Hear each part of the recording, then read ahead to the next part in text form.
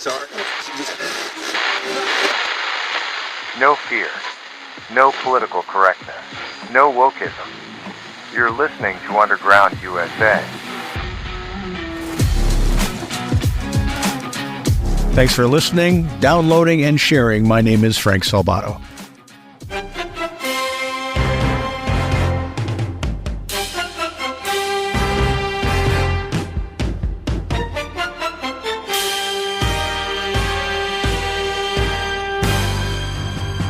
I didn't watch the Super Bowl, so I'm making my points based on the extensive social media coverage of Kansas City Chiefs Travis Kelce going unhinged on his coach.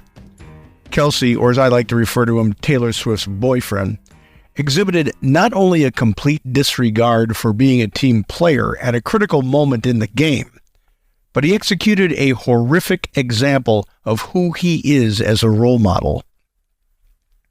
Now, I get that professional athletes, as with any performer or entertainer, have to have an elevated level of self-esteem. It would be hard to execute at a professional level in any genre that finds you performing at your peak in front of tens of thousands of people. But there is a fine line between embracing that necessary self-esteem to perform under pressure and being a jagoff. The moment Travis Kelce stepped into his coach's face, screaming and spitting, he crossed the line from thoroughbred athlete to jagoff. As I stated in the first segment of today's broadcast, during Super Bowl 20, with the Chicago Bears leading the New England Patriots by an insurmountable margin, Chicago's coach, Mike Ditka, opted to use William the Refrigerator Perry in a scoring drive rather than his ace running back, and arguably one of the best running backs in the history of the game, Walter Payton. The Fridge was a defensive player, so the choice was one of psychological and emotional domination towards the Patriots, the proverbial sword in the neck, so to speak. The problem here is this. Walter Payton, a career-long member of the Chicago Bears, a premier player, worked like a workhorse in many a losing season, was denied the opportunity to score a touchdown in a Super Bowl. The opportunity was there, but he was denied that opportunity. At no time from the moment of that decision until well after the McCaskies prematurely dismantled that dynasty-worthy team did anyone, anywhere, see Walter Payton screaming into the face of Coach Ditka. It never happened. Now is as good a time as any to ask why. Payton certainly had the right to protest the decision. The greatest running back ever to play the game, and many would agree to that, and the coach, to prove a point of dominance, lets a defensive lineman score a touchdown rather than allowing for a career-crowning achievement for the league's premier running back? Now, the reason Payton didn't throw a temper tantrum like Kelce is that Payton was a true sportsman, and one who knew, no matter what, that every time he put on that uniform and or took the field, he was seen as a role model for millions of young football fans. He took his profession seriously, and part of that responsibility is knowing what that opportunity requires in public. Now, I hear people channeling Charles Barkley right now in his protest that he never signed up to be a role model. That is a hollow argument, and I suspect even Barkley knows it. When you make your money performing for the public, whether that performance is in sports, the arts, or whatever, it comes with the automatic assumption of role model status. Superstars know this. Mediocre one-trick ponies complain about it. I would look to the NFL to discipline Kelce, but this is the same woke organization that knowingly sought to insert the divide of racism into Sunday's Super Bowl by setting the precedent of playing a black national anthem. I don't believe there could be a bigger insult to the fallen and or those who wear the uniform and sacrifice every day. So I don't hold out hope for the NFL doing anything but counting their 30 pieces of silver as our nation suffers a manufactured divide. That said, if I were the owner of the Kansas City Chiefs, Mr. Kelce would be having a come-to-Jesus moment regarding his bank account and his career options in the coming weeks. No one player is a franchise. If Kelce were kicked to the curb, the Chiefs would still be a favorite for the 2025 Super Bowl. Kelce should publicly apologize to his coach and make a significant sacrifice to mend his now tarnished image. And I can only hope that his billionaire girlfriend, who was plastered all over the television yesterday, has the wherewithal to explain to her boyfriend his massive mistake and urge him to do the right thing. Otherwise, they deserve each other. There is no I in team, Mr. Kelce. Don't be a jagoff. We'll be right back after this with today's segment on America's Third Watch, broadcast on the Salem and Genesis Communications Networks. You're listening to Underground USA. Did you know that Yaupon is the only tea plant indigenous to the United States? Hi, I'm CJ, the owner of Emerald Coast Tea Company. We have a line of Yaupon teas and Yaupon tea blends that will open your eyes to tea that is literally made in the USA. Check out our entire line of teas at www.emeraldcoastteacompany.com. Honey, this ain't your mama's tea. Bank of America wants to control how you live your life. They're building a system to track your carbon emissions and monitor your driving, coming after your Second Amendment rights, favoring certain home buyers based on their race. Bank of America is using a social score system straight out of China's playbook. Bank of America is obsessed with trying to control your life. What will they do next? Bank of America. Their lies start with their name. News, insight, passion. AM 930, The Answer.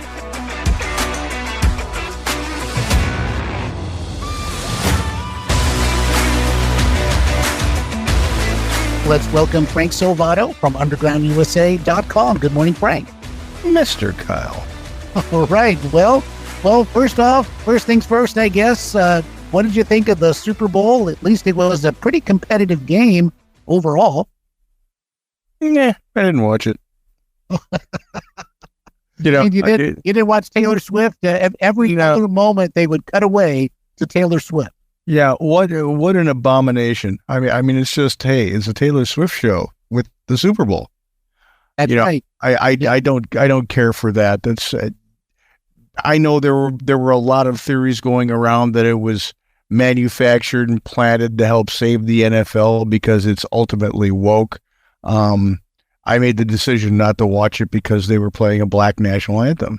I don't support organizations that divide on the basis of racism, and the NFL is doing that. Well, it is interesting that you have a particular other national anthem. Why don't we have then 25 national anthems or something like that? Yeah, it doesn't make any sense. If we are e pluribus unum, out of many one, then we have to make a concerted effort to be this melting pot. The NFL evidently doesn't care to do that. They want to cater to special interest and use racism as the tactic to do that. So I'm not going to watch them. And then to see on social media that, and I'd like to call him this, Taylor Swift's boyfriend, had to get into his coach's face and scream at him during the overtime. I would fine him his year's salary and trade him immediately.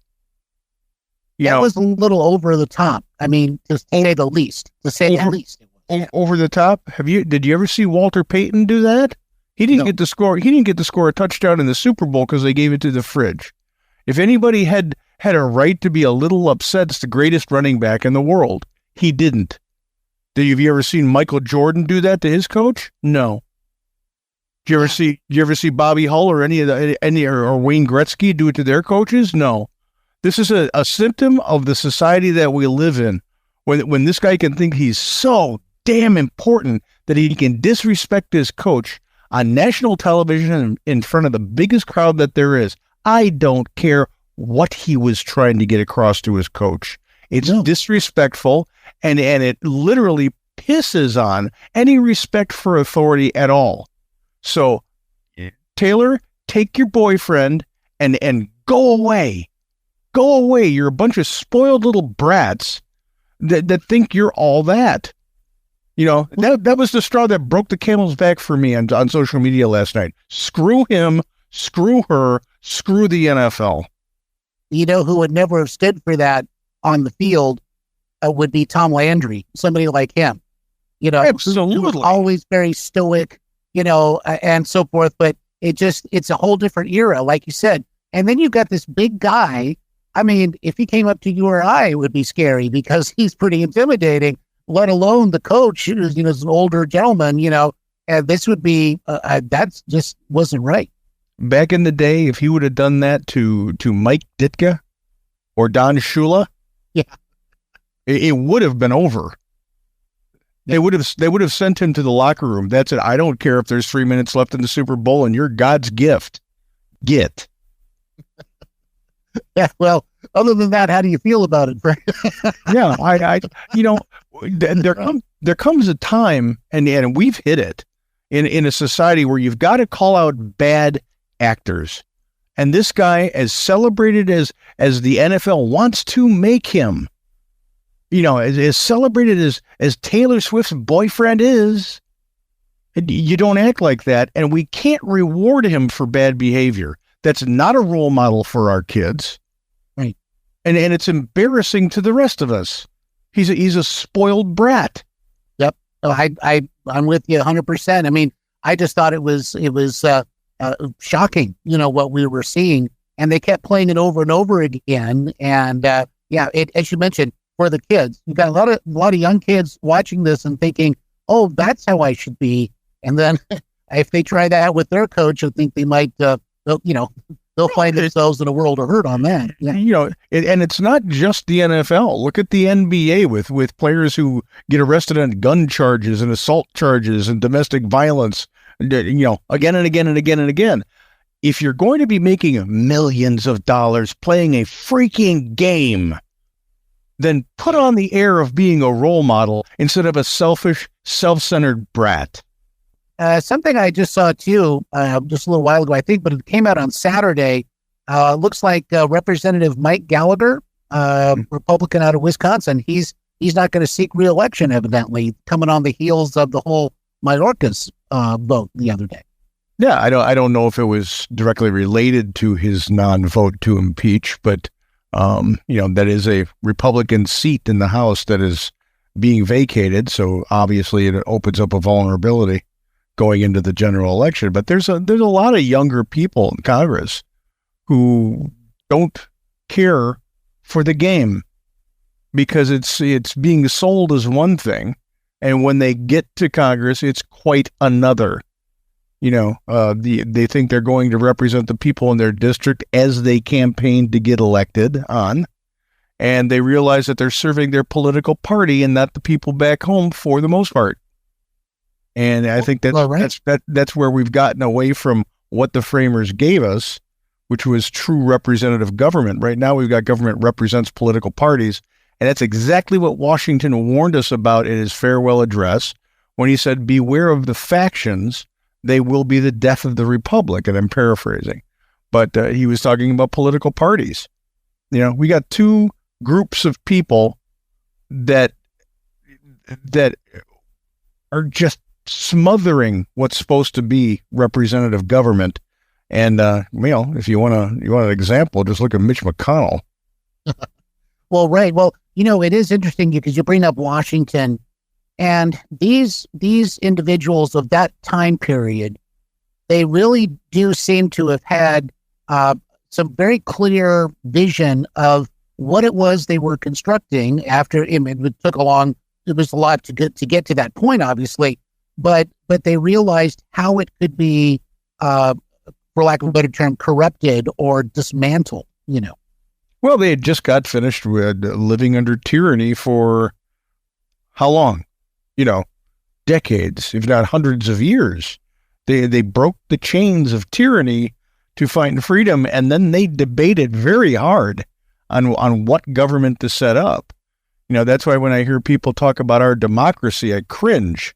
We don't have a democracy. They hated democracy. They really did. They used it as a system to vote, but our government is not a democracy. That would be mob rule. We have a constitutional republic that gives us a representative government, or at least we did until the direct election of senators. Mm-hmm. Well, we mentioned Mayorkas there a moment ago in regards to Mike Gallagher, the representative, but Mayorkas was on Meet the Press on Sunday, and he basically says they don't bear any responsibility for the broken system of immigration, basically. I mean, how they really do believe they can hide behind that kind of phraseology, and people will buy that. Well, he's a gaslighting jackass. He's a gaslighting jackass. Here's a guy who is so in. Well, I had this dilemma in my head about Mayorkas. Is he incredibly inept, or is he a fantastic foot soldier for what the powers that be in Washington want done? And I'm tending to lean more towards the latter. I think he's executing exactly what they want to have done to create a one-party system in this country. And then they're not going to unveil all the nuts and bolts of it until they know they can force it through. And then we're going to go, whoa, what do you mean we're 11 million votes behind? Mm-hmm. Should he have been impeached? Oh, it's a good question. He should have been fired. And anybody who's looking at it with a straight eye, who's looking at wanting to have excellence in job performance, would have fired his ass a long time ago. But if it's all about the political maneuvering for power and it's not about serving the people, he may be the best person on the cabinet. Right. No kidding. Well, and of course, that vote may come up again, maybe even this week. We're not sure, but it very well could. And they might be able to get it through this time if they get everybody there, for one thing, to actually be there. But Gallagher was one of those who voted against it, I believe. Yeah, he voted against impeaching Mayorkas, and quite honestly, it's an exercise in labeling, because the Senate's not going to convict him and remove him. It's not going to happen. They don't have the supermajority they need to remove him. So will he have the scarlet letter of impeachment around his neck? Yeah, he will, but he's not going to get removed from his post. Mm-hmm. Well, talking about being removed from their post, this whole thing with Joe Biden has just gotten worse over the weekend, obviously. There's even a report Gavin Newsom was hobnobbing with some billionaires in Vegas ahead of the Super Bowl. Everybody's starting to anticipate now, because everything just really changed late last week with this report from the special prosecutor. But even so, Joe Biden, he did a video for the Super Bowl, but if he was really running for president, don't you think he would actually do the Super Bowl interview? But we know he can't, maybe for obvious reasons at this point. Let's see, I agree with Carville, Bagala, and Axelrod that he needed to be out there to do an interview, if in fact he's truly running, but they know that they can't do it because he doesn't have the wherewithal to be on television for an interview, even if the questions are selected already. He's a vulnerability every time he gets in front of the microphone. So if I'm his campaign manager, I want him in that basement and I want him there. Everything should be produced. I don't want a live interview. I don't want a town hall. I don't want a press gaggle. I want nothing. I want him as far away from microphones, cameras, and the public as humanly possible so I can manufacture a persona to cater to what the people are upset about. And that's a task in and of itself, because his record is damaging to his candidacy. It's so bad. Now, Newsom, I didn't know that California had rectified all its problems, that this guy could take a weekend off and go to Vegas for a football game. No kidding. Well, sometimes with Joe Biden, I'm wondering if maybe they're rewatching that movie with Kevin Kline called Dave, where they say, "Hey, maybe we could come up with something like this, and get somebody out there who can at least communicate, maybe." There's a strange life imitates art on many occasions. If it's not Wag the dog, it's Dave. But they are manufacturing Biden, and they always have. Think about it. Even going back to the Senate, he's not what he appears. He's not just nice old Uncle Joe, Grandpa Joe Biden. That's as far away from what he is as humanly possible. He's a pretty mean person. He flashed the other day when he got mad at the press. Absolutely. Think about the comments he made about, I don't want my kids going to school in that jungle culture, talking about, interracial schools. What a hateful thing to say. But it was right off the top of his head. It's how he really feels, So he's not a nice man. It's all made up. It's all manufactured. So what's the difference between marketing somebody as good old Uncle Joe from Scranton, the altar boy from Scranton, and the movie Dave? What's the difference? Indeed. Yeah, well, Joe Biden, he is definitely some kind of persona, as you say, but that's breaking down every single time that he goes out to the microphones, and they should never have sent him out there the other day, because he went out there to show how in command and control he is, but he actually ended up making it a lot worse. Of course he made it a lot worse, because he's not there to be able to be quick on his feet to give an answer that will get him out of the jam. Say what you want about Donald Trump. You may not like him because he's gruff. You may hate the way he talks, but he's the real deal. He's genuine. He is what he is. Joe Biden isn't. Indeed. Well said. It is interesting, and we do have a caller hanging on. We'll go to the caller here just momentarily, but it is significant. 86% think that Joe Biden is too old, but of that same poll, 62% feel the same way about Donald Trump. But those two people, when you put them side by side, there's really no real comparison in terms of what we're observing with Joe Biden. Yeah, it's night and day. It was a moot question to begin with. It's not about the age. It's about the cognitive ability. It's quite obvious that Joe Biden has not been up to speed with his cognitive ability since before he was elected. Right. It's I'm serious about that. We saw a marked decline going into the last month of his campaign in 2020. You could see it.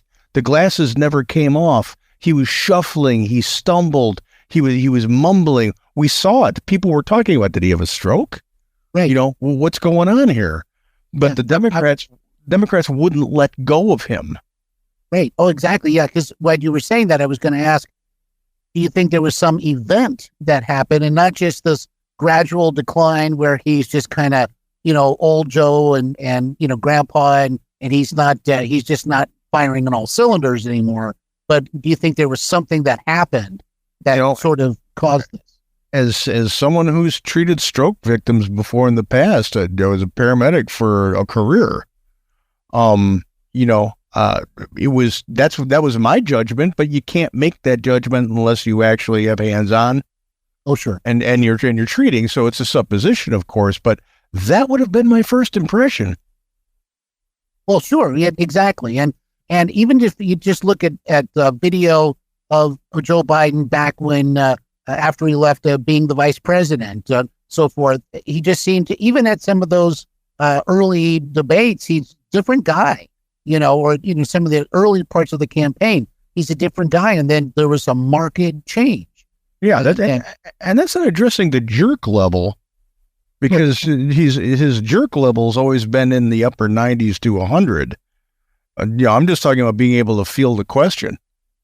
Whenever he got flustered in the debates with Donald Trump, remember the time he said, with this clown, why are we even talking to this clown? That's wow. There were a lot of people in the audience that anyone said, that's not presidential. Indeed. Well, I'll tell you what, let's head over to the telephone line. We got Anthony in Tampa this morning, and I think he's got a question or comment for you. Good morning, Anthony. In regards to the incident that occurred, and I was made aware of on the sidelines by the brutish player kind of almost knocking down his coach. Let's say I'm the talk show host on the radio, sports devoted, buried that under the label of, well, this guy's a great player and the team made a championship victory. Second of all, shame to those who keep mentioning this singer's name on the air. She claims to be a Christian, but no Christian advocates for the slaughter of unborn children and promotes transgender and abnormal lifestyles for the youth of America and the world. And second of all, I hear they interview these players and they profess to be these holders of the faith. Yet when it comes to the media, secular media, none of them come to have the bravery to confess that they're actually Christian Christ followers. The only one I heard was the quarterback for the San Francisco 49ers. And I heard that the owner of the Chiefs also gave his confession of faith. But other than that, everything else is superficial. These guys seem to be ashamed of actually professing their faith in front of the world. And Frank, there's other ways of disrespecting the flag, where there's kneeling by the women's U.S. national soccer team or NFL players. Fans need to stand up and make themselves known and recognize that they're not going to put up with it. And they really profess to be supporters and respecters of the U.S. national anthem. Thank you. All right, Anthony in Tampa, I appreciate the call. Frank, there's a lot going on there, and of course, you and I were hitting it pretty hard earlier about Kelce, right? About going against the coach. That was an offense that maybe should have, as you were saying, should have sent him to the locker room at the very least. Should have sent him to the locker room. The NFL commissioner should get involved at this point, saying that's not. Players don't talk to coaches like that. It should be a league fine or suspension, but it's not going to happen because the NFL is all about money, money, money, money, money. That's why they fell to wokeness. That's money. They saw money. They saw people, tickets, butts and seats. All right, then let's go here. Let's have a black national anthem. We have to placate. Let's this week we're going to have rainbows on our uniforms because we have to placate. We have to play the identity politics thing in order to be able to capture as many people as possible, and the media is complicit. He's right about the taking a knee. If you're at a sporting event or any event for that matter, and the players are taking the knees, turn your back to them. Turn your back to them and fire off some emails and some hard letters to the people who run these things and say, you know what, you lost me. Yeah, you lost me. Keep your jaded, divisive, hate America politics out of my sporting events. It's inappropriate for you to do this. And the NFL lost all credibility with me when they didn't come down hard on Colin Kaepernick, a washed up, used to be at the top of his game, mediocre quarterback that somehow thought he was important enough to ruin an entire sports league. In so many ways, that creates a cottage industry for some of these individuals. This is my thing. This is my shtick, right? This is what I'm going to do because now I'm going to get endorsements. I don't have to play another day in my life if I really don't want to. I'll be very comfortable, kind of a thing. That's what gets me sometimes, is that it becomes, as I said, a cottage industry, and nobody's really trying to solve any real problems. They're just making money off the problem. Yeah, and that's the key point, and you hit it directly in the bullseye. They're not giving any solutions. They're whining. They're protesting and whining, and they push their name and their brand forward. Colin Kaepernick, what do you get out of this? What, a Nike deal? Well, yeah, that kind of thing, exactly. Yeah, talk about a reward for incredibly bad behavior. You want to have a conversation about systemic racism, and if it actually exists, then be brave enough to sit down and allow someone across the table to use the FBI statistics to prove you wrong. Mm-hmm. But that didn't happen. You just take a knee. It's not, now it's a thing. Yeah, take a knee. I'm cool. Come on. No, I'll never be taking a knee during the national anthem or towards the flag, and I'll never disrespect first responders, and I definitely wouldn't disrespect my coach like that. No kidding. No kidding. I mean, that's going to become infamous, I think, if there's any justice. No doubt about it. I hope. Yeah, absolutely. Infamous. That's exactly what it should be. Well, Frank Salvato, author of the book Nullification, and of course, the website is undergroundusa.com. We look forward to talking with you again on Friday, my friend. Stay low, my friend. If you like the podcast, subscribe, leave a comment, rate it if your platform lets you. Be sure to head on over to undergroundusa.com to sign up for our Substack, which comes straight to you, circumventing the censors and the fact checkers, because we both know that they're worthless, and that's been proven over time. And be sure to pick up your copy of Nullification, the Case for Decentralizing the Federal Government, available in Kindle and paperback over at Amazon.com.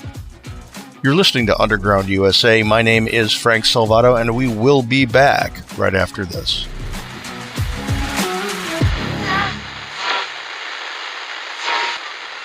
This podcast is a production of the Compass Point Group.